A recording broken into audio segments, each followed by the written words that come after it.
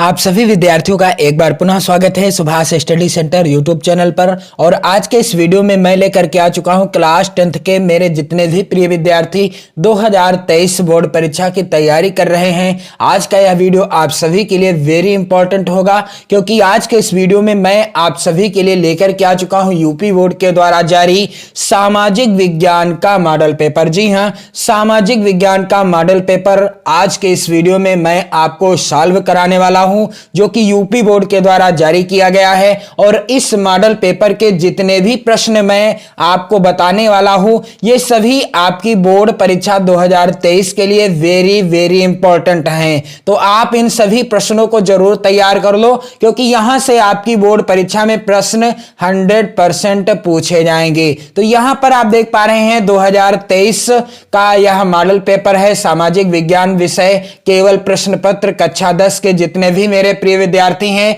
आप सभी इस वीडियो को जरूर देखिएगा। और यदि आप चैनल पर नए हो तो चैनल को जरूर सब्सक्राइब कर लें, वीडियो को लाइक और शेयर कर दें। तो आपको समय कितना मिलेगा? 3 घंटे 15 मिनट का समय रहेगा पेपर का। और पेपर का पूर्णांक कितना रहेगा? 70 अंकों का। यहां पर आप देख पा रहे हैं 70 अंकों का पूर्णांक रहेगा। यहां पर कुछ सामान्य से निर्देश दिए गए हैं जिनका आपको पालन करना है। सभी प्रश्न अनिवार्य हैं। दूसरा प्रश्न यानी दूसरा निर्देश है यहां पर दूसरा निर्देश है यहां पर प्रारंभ के 15 मिनट परीक्षार्थियों को प्रश्न पत्र पढ़ने के लिए निर्धारित हैं। और यहां पर अगला निर्देश है, यह प्रश्न पत्र 2 खंडों, यह जो पेपर होगा यानी सामाजिक विज्ञान का जो पेपर मिलेगा आपको बोर्ड परीक्षा में, उसमें 2 खंड होंगे, खंड आ एवं खंड बा। 2 खंड होंगे और खंड आ में 20 अंक के बहुविकल्पी प्रश्न हैं। खंड आ में कितने अंक के? 20 अंक के बहुविकल्पी प्रश्न हैं, और जिनका उत्तर आपको OMR शीट में फिल करना होगा यानी देना है। तो आपको OMR शीट कैसे भरनी है, मैंने कंप्लीट वीडियो प्रोवाइड करा रखा है। चैनल की प्लेलिस्ट में आपको वीडियो मिल जाएगी। OMR शीट भरने का सही तरीका बता दिया है। तो यहां पर अगला निर्देश दिया गया है कि OMR शीट पर उत्तर अंकित किए जाने के पश्चात उसे काटे नहीं तथा इरेजर एवं व्हाइटनर आदि का प्रयोग ना करें। गलती से यदि आपसे ऑप्शन सही है ए और आपने बी वाले ऑप्शन को यानी बी वाले गोले को काला कर दिया है, तो आपको क्या करना है? ना ही उसे काटना है और ना ही उसे इरेजर या उसमें व्हाइटनर का प्रयोग करना है। यदि आप इरेजर या व्हाइटनर का प्रयोग OMR शीट में करते हैं तो आपकी OMR शीट चेक नहीं होगी और ये 20 नंबर आपके कट जाएंगे। तो इस चीज का आपको विशेष रूप से सावधानी पूर्वक ध्यान देना है कि OMR शीट पर उत्तर अंकित किए जाने के पश्चात उसे काटे नहीं तथा इरेजर एवं व्हाइटनर का आदि का प्रयोग ना करें। खंड बा में 50 अंक के प्रश्न हैं। जो खंड बा है 50 अंक का है। इसमें वर्णनात्मक पहले टाइप के और वर्णनात्मक दूसरे प्रकार के एवं मानचित्र संबंधी 2 प्रश्न हैं। इसके बाद अगला निर्देश है कि प्रत्येक प्रश्न के लिए निर्धारित अंक उसके सम्मुख अंकित हैं। अगला निर्देश है, दिए गए मानचित्र को उत्तर पुस्तिका में मजबूती के साथ संलग्न करना आवश्यक है। अगला निर्देश है, दृष्टिबाधित परीक्षार्थियों के लिए मानचित्र कार्य के स्थान पर अलग से प्रश्न लिखने के लिए दिए गए हैं।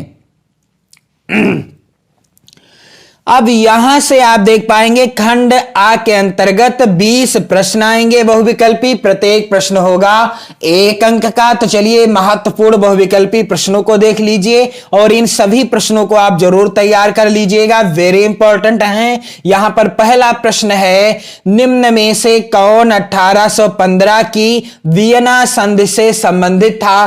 पहला विकल्प है बिस्मार्क, दूसरा विकल्प नेपोलियन, तीसरा विकल्प है ड्यूक और चौथा है यहां पर ज्यूसेपी मैथ्सनी। तो निम्न में से कौन 1815 की वियना संधि से संबंधित था? इसका राइट आंसर क्या हो जाएगा? ड्यूक मैटरनिख। यहां पर तीसरा वाला विकल्प सही है। आप सभी इन प्रश्नों को जरूर नोट कर लें, वीडियो को शेयर कर दें, अपनी नोट्स जरूर बनाते रहें। यहां पर दूसरा प्रश्न है, वेरी इंपॉर्टेंट है, सत्ता की साझेदारी के बेल्जियम मॉडल का मुख्य महत्व क्या है? पहला है सभी जातीय समूहों से उनकी आबादी के अनुसार शक्ति साझा की गई।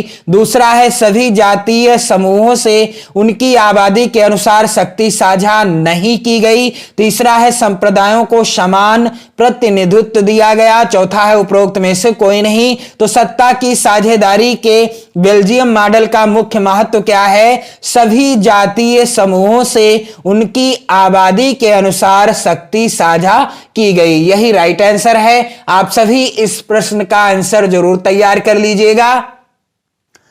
अगला प्रश्न है यहां पर 1928 से 1934 के बीच भारत में गेहूं की कीमत 50% तक क्यों गिर गई? पहला विकल्प बाढ़ के कारण, दूसरा है सूखे के कारण, तीसरा विकल्प है महामंदी के कारण और चौथा है उपरोक्त में से कोई नहीं। तो 1928 से 1934 के बीच भारत में गेहूं की कीमत 50% तक क्यों गिर गई? इसका कारण क्या था? महामंदी के कारण। यहां पर तीसरा वाला विकल्प क्या है? सही है। अगला प्रश्न है ब्रेटेन वुड्स नामक संस्थान निम्नलिखित में से कहां स्थित था? पहला विकल्प है अमेरिका, दूसरा है विकल्प यूरोप, तीसरा है विकल्प अफ्रीका और चौथा है इनमें से कोई नहीं। तो ब्रेटेन वुड्स नामक संस्थान निम्नलिखित में से कहां स्थित था? इसका राइट आंसर क्या हो जाएगा? इसका राइट आंसर है अमेरिका। यहां पर पहला ही विकल्प क्या है? सही है। इसके बाद अगला प्रश्न है निम्नलिखित में कौन सा लक्षण संघीय सरकार से संबंधित नहीं है? पहला विकल्प है कठोर संविधान, दूसरा विकल्प है शक्तियों का केंद्रीकरण, तीसरा है विकल्प संघ एवं राज्यों के मध्य शक्तियों का विभाजन और चौथा विकल्प है सर्वोच्च न्यायालय। तो निम्नलिखित में से कौन सा संघीय सरकार से संबंधित नहीं है? इसका राइट आंसर क्या हो जाएगा? कठोर संविधान। यहां पर जो है विकल्प सही हो जाएगा। बाकी तीनों संघीय सरकार से संबंधित हैं। अगला प्रश्न है निम्नलिखित में से सामाजिक विभाजन का कारण क्या है? पहला है विकल्प यहां पर धर्म, दूसरा है विकल्प भाषा, तीसरा है आ और बा दोनों और चौथा है उपरोक्त में से कोई नहीं। तो सामाजिक विभाजन का कारण क्या है? धर्म भी है और भाषा भी है, यानी यहां पर राइट आंसर क्या होगा? विकल्प आ और बा दोनों। इसके बाद अगला प्रश्न है यहां पर वेरी इंपॉर्टेंट प्रश्न है कि यदि हम लैंगिक विभाजन की बात करते हैं तो उसका अर्थ होता है क्या? अर्थ होता है समाज में स्त्री और पुरुष की असमान भूमिका, दूसरा है स्त्री और पुरुष के मध्य जैविक विभिन्नता, तीसरा है विकल्प बालक और बालिकाओं की संख्या में असमानता और चौथा है उपरोक्त में से कोई नहीं। तो यदि हम लैंगिक विभाजन की बात करते हैं तो उसका अर्थ क्या होता है? उसका अर्थ होता है कि समाज में स्त्री और पुरुष की असमान भूमिका। यहां पर पहला वाला विकल्प क्या हो जाएगा? सही हो जाएगा। तो ये सभी प्रश्न आपकी बोर्ड परीक्षा 2023 के लिए वेरी इंपॉर्टेंट हैं। ये प्रश्न आप जरूर तैयार कर लो। आपकी बोर्ड परीक्षा में यहां से प्रश्न जरूर आएंगे। यह मॉडल पेपर आप जरूर तैयार कर लीजिएगा। अगला प्रश्न है यहां पर राष्ट्रवाद का उदय सर्वप्रथम किस देश से हुआ? वेरी वेरी इंपॉर्टेंट प्रश्न आपकी बोर्ड परीक्षा 2023 के लिए यह प्रश्न वेरी इंपॉर्टेंट है। राष्ट्रवाद का उदय सर्वप्रथम किस देश से हुआ? पहला विकल्प है जर्मनी, दूसरा है फ्रांस, तीसरा है इटली और चौथा है ब्रिटेन। तो राष्ट्रवाद का उदय सर्वप्रथम किस देश से हुआ? फ्रांस से हुआ। यहां पर दूसरा वाला विकल्प सही है। अगला प्रश्न है ड्यूक मैटरनिख ने हमारी सामाजिक व्यवस्था का सबसे खतरनाक दुश्मन किसको माना है? तो इसका राइट आंसर क्या हो जाएगा? ज्यूसेप्पे मैत्सनी को ड्यूक मैटरनिख ने हमारी सामाजिक व्यवस्था का सबसे खतरनाक दुश्मन माना था। और अगला प्रश्न है यहां पर लोकतांत्रिक शासन व्यवस्था अन्य व्यवस्थाओं से अच्छी है, क्यों? क्योंकि यह जो है नागरिकों में समानता को बढ़ावा देती है, दूसरा है विकल्प व्यक्ति की गरिमा को बढ़ावा देती है, तीसरा है यहां पर आ एवं बा दोनों और चौथा है उपरोक्त में से कोई नहीं। तो लोकतांत्रिक शासन व्यवस्था अन्य व्यवस्थाओं से अच्छी है क्योंकि यह नागरिकों में समानता को बढ़ावा देती है और व्यक्ति की गरिमा को भी बढ़ावा देती है। यानी यहां पर राइट आंसर क्या होगा? विकल्प आ एवं बा दोनों, यहां पर सा वाला विकल्प सही हो जाएगा। अगला प्रश्न वेरी वेरी इंपॉर्टेंट है, मृदा किस प्रकार का प्राकृतिक संसाधन है? पहला विकल्प है नवीकरण योग्य संसाधन, दूसरा है अनवीकरण योग्य संसाधन, तीसरा है जैव संसाधन और चौथा है संभावी संसाधन। तो मृदा किस प्रकार का संसाधन है, यानी मृदा किस प्रकार का प्राकृतिक संसाधन है? तो इसका राइट आंसर क्या हो जाएगा? नवीकरण योग्य संसाधन। अगला है वेरी वेरी इंपॉर्टेंट प्रश्न, निम्नलिखित में से पंजाब में भूमि संकुचन, यदि प्रश्न आ जाए निम्नलिखित में से पंजाब में भूमि संकुचन या प्रश्न में दिया हो भूमि निम्नीकरण का मुख्य कारण क्या है? तो आंसर एक ही होगा। यहां पर पहला विकल्प दिया गया है गहन खेती, दूसरा है विकल्प अधिक सिंचाई, तीसरा विकल्प है वनोन्मूलन और चौथा है अति पशुचारण। तो पंजाब में भूमि संकुचन का मुख्य कारण क्या है? अधिक सिंचाई। यहां पर जो है दूसरा वाला विकल्प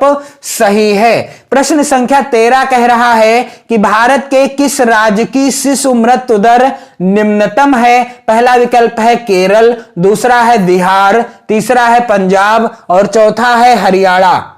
तो भारत के किस राज्य की शिशु मृत्यु दर निम्नतम है? इसका राइट आंसर क्या हो जाएगा? केरल हो जाएगा।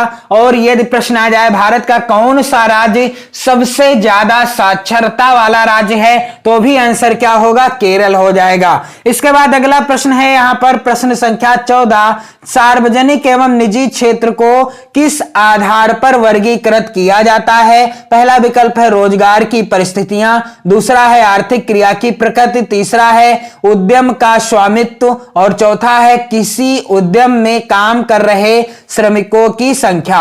तो सार्वजनिक एवं निजी क्षेत्र को किस आधार पर वर्गीकृत किया जाता है? उद्यम का स्वामित्व, यहां इस आधार पर वर्गीकृत किया जाता है। यहां पर तीसरा वाला विकल्प सही है। अगला प्रश्न है भूक्षरण से क्या तात्पर्य है? पहला विकल्प है भूमि का अनुपजाऊ होना, दूसरा है भूमि का दलदली होना, तीसरा है भूमि का उपजाऊ होना और चौथा है भूमि का योजनाबद्ध उपयोग। तो भूक्षरण से क्या तात्पर्य है? भूमि का अनुपजाऊ होना।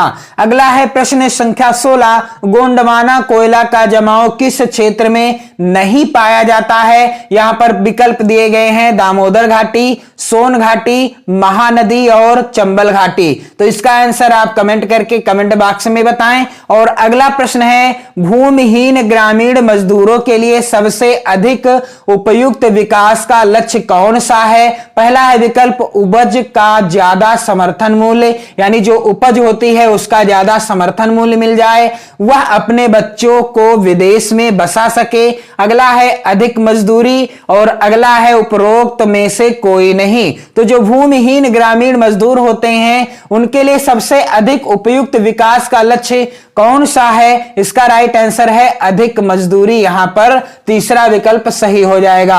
अगला प्रश्न वेरी वेरी इंपॉर्टेंट है, निम्नलिखित में से कौन सा व्यापार अवरोधकों का लक्षण नहीं है? तो यहां पर विकल्प दिए गए हैं। पहला है सरकार विदेश व्यापार को नियमित करने के लिए व्यापार अवरोधकों का प्रयोग कर सकती है, दूसरा है सरकार यह निर्णय ले सकती है कि देश में किस प्रकार की वस्तुएं कितनी मात्रा में आयातित होनी चाहिए, और अगला है विश्व व्यापार संगठन व्यापार अवरोधकों को बढ़ावा देता है, और अगला है अधिकतर देश व्यापार अवरोधकों का प्रयोग अपने घरेलू उपयोग की सुरक्षा के लिए करते हैं। तो इसका भी आंसर आप कमेंट करके बताएं। और अगला प्रश्न वेरी वेरी इंपॉर्टेंट है 2023 बोर्ड परीक्षा के लिए।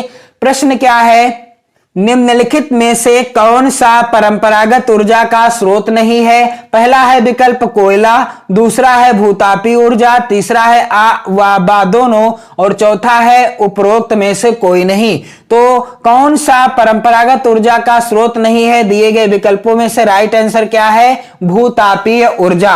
और 20 नंबर का प्रश्न, यानी यहां पर आप देख पा रहे हैं प्रश्न संख्या 20, वैश्वीकरण का बहुराष्ट्रीय कंपनियों के निवेश पर क्या प्रभाव पड़ा? पहला विकल्प है बहुराष्ट्रीय कंपनियों के निवेश में वृद्धि हुई, दूसरा है बहुराष्ट्रीय कंपनियों द्वारा भारत के विदेशी व्यापार के अधिकांश भाग पर नियंत्रण हो सका, और तीसरा है बहुराष्ट्रीय कंपनियों के आगमन से लोगों की आर्थिक स्थिति सुदृढ़ हुई, और चौथा उपरोक्त सभी। तो इसका राइट आंसर क्या है? उपरोक्त सभी। तो ये जो 20 प्रश्न आए हैं इस मॉडल पेपर में, इनका आपको आंसर ओएमआर शीट में फिल करना है, यानी प्रत्येक विषय में 20 बहुविकल्पी प्रश्न आपको देखने को मिलेंगे बोर्ड परीक्षा में, और जिनका आंसर आपको ओएमआर शीट में भरना होगा। इसके बाद यहां पर खंड बा, जो कि वर्णनात्मक फर्स्ट टाइप के प्रश्न हैं, आप यदि इन प्रश्नों को तैयार कर लेते हो तो यहां से आपकी बोर्ड परीक्षा 2023 में प्रश्न 100% पूछे जाएंगे। तो ये सभी प्रश्न आप जरूर तैयार कर लीजिएगा, ये मेरी आप सभी से रिक्वेस्ट है। यहां पर वर्णनात्मक जो फर्स्ट टाइप के प्रश्न हैं, इनका उत्तर आपको लगभग 80 शब्द में देना होगा, और प्रत्येक प्रश्न होगा 4 अंक का। यहां पर आप देख पा रहे हैं वेरी इंपॉर्टेंट प्रश्न है, प्रथम विश्व युद्ध के पश्चात होने वाली महामंदी के कारणों की समीक्षा कीजिए। वेरी वेरी इंपॉर्टेंट प्रश्न है ये सभी, आप जरूर तैयार कर लीजिएगा। और अथवा वाला भी प्रश्न बहुत ही ज्यादा महत्वपूर्ण है, 1928 से 1934 के मध्य होने वाली महामंदी का भारतीय अर्थव्यवस्था पर पड़ने वाले प्रभावों की समीक्षा कीजिए। और यहां पर प्रश्न संख्या यहां पर अगला है, सत्ता की साझेदारी लोकतंत्र की आत्मा है, इस कथन की विवेचना कीजिए। यहां पर आप देख पा रहे हैं आपको किसी एक प्रश्न का उत्तर देना होगा। जैसे यहां पर आप देख पा रहे हैं दूसरे प्रश्न का अथवा में भी है कि जात में राजनीति एवं राजनीति में जात की भूमिका की विवेचना कीजिए। आपको किसी एक प्रश्न का उत्तर देना होगा, चाहे तो आप प्रश्न संख्या 2 का उत्तर दें या 2 का जो अथवा है उसका उत्तर दें, आपको 4 नंबर ही मिलेंगे। इसके बाद प्रश्न संख्या 3 भी वेरी वेरी इंपॉर्टेंट है। प्रश्न क्या है? आर्थिक विकास के लिए ऊर्जा एक आधारभूत आवश्यकता है, इस कथन के परिप्रेक्ष्य में ऊर्जा संरक्षण हेतु अपनाए जाने वाले उपायों का अपना मत स्पष्ट कीजिए। और अथवा में प्रश्न है, परिवहन तथा संचार के साधन किसी भी देश की जीवन रेखा तथा अर्थव्यवस्था क्यों कहे जाते हैं? तर्क सहित उत्तर दीजिए। तो सभी प्रश्न महत्वपूर्ण हैं, आप इन सभी प्रश्नों को जरूर तैयार कर लो। और इसके बाद अगला प्रश्न संख्या 4 है, बहुराष्ट्रीय कंपनियां अपने उत्पाद की उत्पादन लागत कम बनाए रखने के लिए किस प्रकार का प्रबंधन करती हैं? विवेचना कीजिए। और अथवा वाला प्रश्न वेरी इंपॉर्टेंट है कि अच्छे बाजार के प्रमुख लक्षणों की संक्षेप में विवेचना कीजिए। तो 4 प्रश्न आएंगे लघुत्तरी, यानी 4 प्रश्न आएंगे जिनका आंसर आपको 80 वर्ड में 80 शब्दों में देना होगा। प्रत्येक प्रश्न यहां पर आप देख पा रहे हैं, प्रत्येक प्रश्न के लिए आपको 4 नंबर मिलेंगे। यहां पर आप देख पा रहे हैं प्रत्येक प्रश्न का उत्तर देने पर आपको 4 नंबर मिलेंगे। इसके बाद वर्णनात्मक सेकंड टाइप के प्रश्न होंगे जिनका आंसर आपको 150 शब्दों में देना होगा। 5वां प्रश्न वेरी इंपॉर्टेंट है 2023 बोर्ड परीक्षा के लिए। प्रश्न क्या है? महात्मा गांधी द्वारा चलाए जाने वाले असहयोग आंदोलन के क्या कारण थे? इसे उन्होंने क्यों स्थगित कर दिया, समाप्त कर दिया? यहां पर आप देख पा रहे हैं प्रत्येक प्रश्न का आंसर देने पर अब आपको कुल 6 नंबर मिलेंगे। अथवा वाला भी प्रश्न सबसे ज्यादा महत्वपूर्ण है, सत्याग्रह का क्या अर्थ है? सत्याग्रह पर महात्मा गांधी के क्या विचार थे? यह भी प्रश्न 6 अंकों का है, आपको किसी एक प्रश्न का उत्तर देना होगा, इसलिए आप 6 नंबर के लिए जरूर तैयार कर लो इन सभी प्रश्नों को। अगला है, यहां पर आप देख पा रहे हैं लोकतांत्रिक सुधार का क्या अर्थ है? इसके लिए उठाए जा सकने वाले किन्हीं 4 कदमों का उल्लेख कीजिए। वेरी वेरी इंपॉर्टेंट प्रश्न है ये सभी। और अथवा वाला जो प्रश्न सबसे ज्यादा महत्वपूर्ण है, वैध शासन का क्या अर्थ है? वैध शासन का क्या अर्थ है? लोकतंत्र किस प्रकार उत्तरदायी, जिम्मेदार एवं वैध सरकार का गठन करता है? और आप देख पाएंगे यहां पर प्रश्न संख्या 7वां वेरी वेरी इंपॉर्टेंट है इस मॉडल पेपर का, प्रश्न संख्या 7। प्रश्न क्या है? वैश्वीकरण का क्या अर्थ है? वैश्वीकरण का कृषि पर पड़ने वाले प्रभावों का वर्णन कीजिए। और अथवा में प्रश्न है, भारत में पाए जाने वाले मोटे अनाजों का उल्लेख करते हुए इन अनाजों की पैदावार के लिए उपयुक्त भौगोलिक परिस्थितियों का वर्णन करिए। तो वेरी इंपॉर्टेंट प्रश्न है, आपको किसी एक प्रश्न का उत्तर देना होगा। इसके बाद यहां पर आप देख पा रहे हैं प्रश्न संख्या 8 कह रहा है, असंगठित क्षेत्र के श्रमिक सामाजिक भेदभाव के भी शिकार हैं, क्या आप इस कथन से सहमत हैं? कारण सहित उत्तर लिखिए। और अथवा वाला प्रश्न वेरी इंपॉर्टेंट है, मानव विकास सूचकांक क्या है? मानव विकास नापने वाले मूलभूत अवयवों का वर्णन कीजिए। वेरी इंपॉर्टेंट है ये सभी, आप इन सभी प्रश्नों को जरूर तैयार कर लीजिएगा और साथ ही वीडियो को आप जरूर शेयर कर दें अपने सभी प्यारे मित्रों में। अगला प्रश्न है यहां पर मानचित्र संबंधी प्रश्न आएगा, नौका के अंतर्गत प्रश्न होगा। निम्नलिखित स्थानों को भारत के रेखा मानचित्र में इस चिन्ह के द्वारा नाम सहित दर्शाइए। सही नाम व सही अंकन है तो 1/2 प्लस 1/2 अंक निर्धारित हैं। तो वह स्थान जहां जलियांवाला बाग हत्याकांड हुआ, मानचित्र जब आपको मिलेगा और इस तरीके के जो प्रश्न आएंगे आपको उसमें मानचित्र में जो भी आपको मिलेगा भारत का मानचित्र, उसको अपनी कॉपी में संलग्न कर देना है अच्छे से, कहीं भी खोए ना। और अगला प्रश्न यहां पर पूछा गया है, वह स्थान जहां से गांधी जी ने नमक बनाना प्रारंभ किया, तो भारत के मानचित्र में आपको दर्शाना होगा, लिखना होगा। और अगला है वह स्थान जहां नील की खेती करने वाले किसानों को आंदोलन किया, यानी किसानों ने आंदोलन किया। अगला है वह स्थान जहां सूती मिल श्रमिकों ने सत्याग्रह किया। और अगला है वह स्थान जहां दिसंबर 1920 में भारतीय राष्ट्रीय कांग्रेस का अधिवेशन हुआ।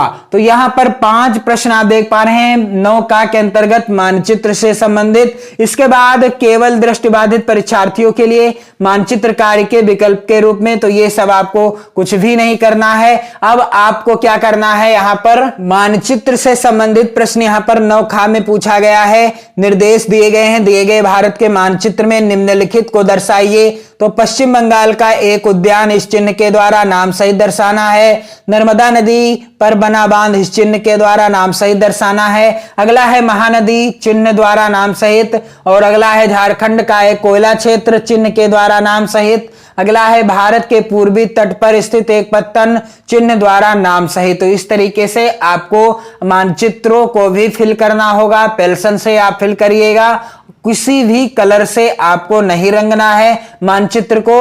और इसके बाद यहां पर केवल दृष्टिबाधित परीक्षार्थियों के लिए है, तो यह भी आपको नहीं करना है। तो मैंने आप सभी को यूपी बोर्ड के द्वारा जारी सामाजिक विज्ञान के मॉडल पेपर को संपूर्ण रूप से हल करा दिया है। आप वीडियो को शेयर कर दें और 2023 वार्षिक परीक्षा की बेहतर तैयारी के लिए जुड़ जाएं चैनल के साथ। जय हिंद।